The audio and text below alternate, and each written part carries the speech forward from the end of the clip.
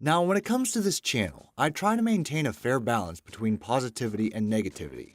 A while back, I shared my 10 favorite Disney movies as a collaboration with my sister. This time, I want to talk about the Disney movies that I consider to be the worst. I wanted a more focused setup this time, so my sister will not be joining me for this countdown. Instead, she has her own list on her own video, which you can follow in the link down below. Now, just a disclaimer, if you like any of these movies, I'm glad. I never want to take away someone's fun or enjoyment, and I try my best to never let my opinion overshadow the taste of another's, because we all know my tastes have been weird before, and will probably continue to be so. That being said, I need to state outright that I wanted to put Home on the Range on this list, but I haven't seen it, and don't really want to. So I'm keeping it off the list for the time being. With that out of the way, let's get to it. Number 10. Snow White and the Seven Dwarfs. This was the one movie on this list that I feel kinda bad for putting the worst label on it. Its greatest weakness is just that it can't compete with all the other better Disney movies out there. That being said, it stands proud above the other 9 entries on this list. Honestly, Walt's first animated motion picture being only number 10 just goes to show how much better a vast majority of his films have progressed. But I can't just give it a free pass on that merit alone. There are some actual gripes I have with the film. For one thing, Snow White herself is quite annoying to watch. Her Betty Boop voice gets grating, and her singing is even worse. The prince is just bad. I know there was a lot more planned for him that was transferred into Prince Philip, but what we got here leaves a lot to be desired. Then we have the villain. The evil queen is just the bar of what a good Disney villain can be. Nothing more, nothing less. Finally, there's the songs. I don't hate them, but I don't really like them either. Hi-Ho is more of a silly humdinger and less of a song I'd actually include in my Disney playlist.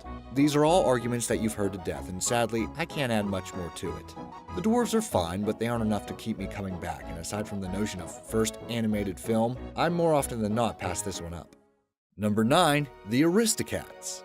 Aristocats is in the same camp as Snow White, but isn't protected by the first animated film seal. Looking back, it's harmless, but also a little pointless. The whole plot revolves around an incompetent villain and characters that come and go without any rhyme or reason. Scat Cat, the geese, and these 2 hounds just come off as filler characters to make the journey seem longer and more exciting than it actually is. Maybe it's because I'm more of a dog person, but the movie never really won me over. My favorite character is actually a mouse voiced by Sterling Holloway, who goes by the name of Rookfort, with Thomas O'Malley coming in a close second. This mouse is hilarious, and the amount of times he comes so close to being the hero, only to have the plan backfire, are the highlights of the movie for me. Seeing how O'Malley is being voiced by Phil Harris, it's impossible for me not to be entertained. Not even the great Bill fucking Murray can compete with the warmth and comfort of Phil Harris's performances, and this is no exception. Also, don't you think the set pieces in this movie are kind of bland in comparison? I mean, when you compare it to most of what the company had pulled off in the past. To sum up, I don't hate it, but I could take up an entire weekend watching Disney movies I'd rather see. Number 8. Alice in Wonderland. I'm going to be honest, aside from the voices of Sterling Holloway as the Cheshire Cat and Catherine Beaumont as Alice, I was never intrigued by the wacky and mad world of Wonderland, or the stories it has to tell, much less the animated picture itself. There's a reason it's the first world I select in Kingdom Hearts, to get it out of the way so you can move on to the more interesting set pieces. I'm well aware this piece of literature has an immense fan base and cult following, but it was just never for me. Neverland, Oz, Narnia, Middle-earth, and Camelot were among my favorite fictional worlds growing up, and they all brought a lot of inspiration to my own storytelling. Wonderland, not so much. So many random one-off characters show up and disappear to the point where it feels like a ride at a theme park, rather than a movie with an engaging narrative. Which, let's be honest, that's the point and why a lot of people like it. So this movie is less of I dislike it and hate seeing it, and it's more of it's not for me and others can enjoy it whilst I partake in stories that I find more engaging. The main villain also appears in the last third of the movie, which is never something I like. The only villains I dislike more are surprise twist villains, but that's a different topic for a different day. Number 7. Bolt. John Travolta voices a movie star dog that realizes he's not an actual superhero and feels like Disney trying to replicate DreamWorks here. And I think DreamWorks movies were better in 2D animation, minus Shrek, but that's a topic for another time. It has all the shortcomings I find in movies like Over the Hedge and Shark Tale. Goofy modern humor that is now dated in comparison. Over-the-top secondary characters who might get a chuckle here and there, but honestly, I wish they would get less screen time. And weird performances like Miley Cyrus, who is neither terrible nor good, she's just, hey look, a Disney Channel star. I know earlier I stated I was a dog person, but that's not always an automatic win for me. I was hoping this movie was by the studio that made The Secret Life of Pets, which was okay, but no, it's made by Disney, so I had to include it. Also, wasn't this the plot of a Dalmatian sequel? Number 6, Dumbo. If you've been following this list trend, you'll notice that I don't find any of these movies to be awful or even bad. They're just kind of boring to me, and this one is no exception. I'm aware that many people adore this goofy elephant, but there's only so many cute Disney creatures I can warm up to. Bambi? Sure, you got me. Pascal? Yep, he's adorable. The kittens from Aristocats? Yeah, those managed to do it too. But Dumbo? I'm usually on board with silent protagonists in video games. Dumbo is just cute for the sake of being cute. Timothy Q. Mouse tries to be the central heart of the story, but he comes off as just another Jiminy Cricket. Having no villain doesn't help either. Yes, I'm that petty. What else is there? I feel like there's something controversial I should be addressing. Oh yeah, the Tim Burton remake. It has Michael Keaton and Danny DeVito. Son of a bitch, I might enjoy it. Number 5, Cars. Okay, time to break the trend. This movie is bad. I don't know why this movie got sequels. I don't know how this idea ever took off. I don't know why I like practically every cast member and cringe at all this wasted potential. This was Pixar's first misstep, and though you may not agree, it wasn't their last. Honestly, I was just fine with the promos for this movie, and I'd be cool if they were just shorts, but nope. We have a Cars trilogy, people, and I've only seen the first one. I don't like it. I've rewatched it once. You can tell me I should see it again, but I really don't think my opinion is going to change that much. I'm not into the concept. I'm not into the story. I'm not into the characters. I'm just not into cars. And after watching Toy Story, Monsters Incorporated, and The Incredibles, it is mind-boggling to believe that Cars is made by the same company. Number 4, Brave. Now cease your angry mob and hear me out. Brave is disappointing. I can see a good movie in here, clawing its way to get out. But it is just not in the finished product. That first teaser made it out to be an ambitious adventure movie, something like Studio Ghibli's Princess Mononoke.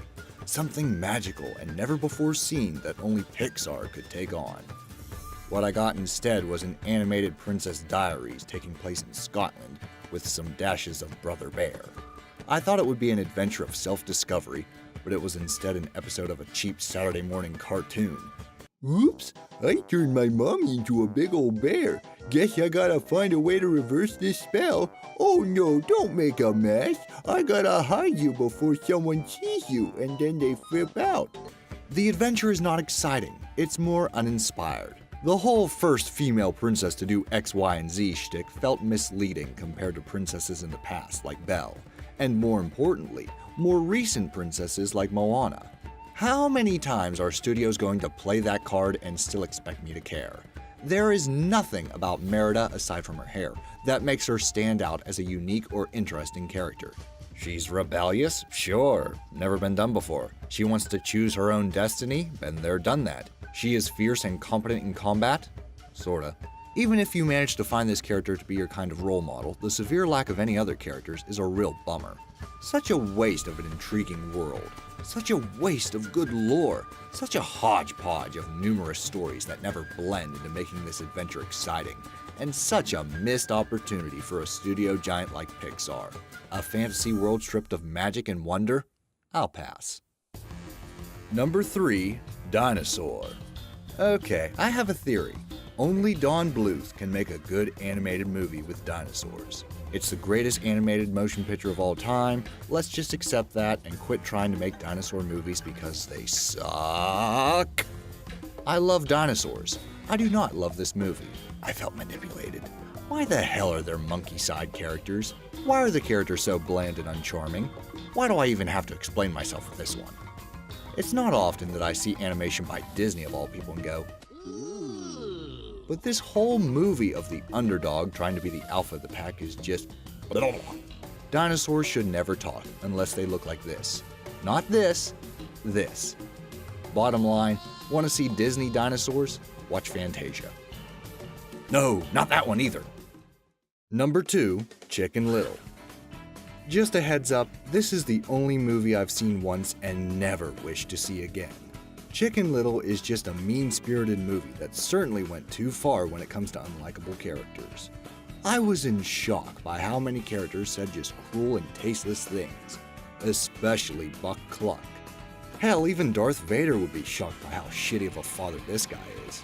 Chicken Little is a movie about social outcasts, but I never felt like the adventure was all that interesting, and the payoff seemed pretty weak in my opinion. And the number 1 worst Disney movie is James and the Giant Peach. Take everything you've learned about the entries so far and you can apply them all here. Nonsensical story? Check. Filler characters and events that come and go without purpose or substance? Check. A main character with an irritating speaking voice and a horrendous singing one? Yep, it's here too. James and the Giant Peach is all of my thoughts from Alice in Wonderland times 100. It feels like whoever wrote the plot started on one fresh sheet of paper and never stopped until he wrote the words "the end." It has the attention span of a second grader, feeling like a segment of Mad Libs. Half the time I blink and go, hold on, where the hell are they? Oh, the icy pirate world, of course. The songs are awful. Every single one makes my gorge rise. The film is constantly switching styles from live action to stop motion animation to whatever the hell this is supposed to be. The bug companions are decent, but a little underdeveloped, but it's the character of James whom I dislike the most. His voice makes me want to scrape his face across a rhinoceros's horn. I never thought I'd find the British accent to be ear-grating, but James and the Giant Peach really takes the cake, the peach. And that's my list. If you agree, disagree, hey, let me know in the comments down below. And be sure to check out my sister's video, which you can find here. Take care, everyone.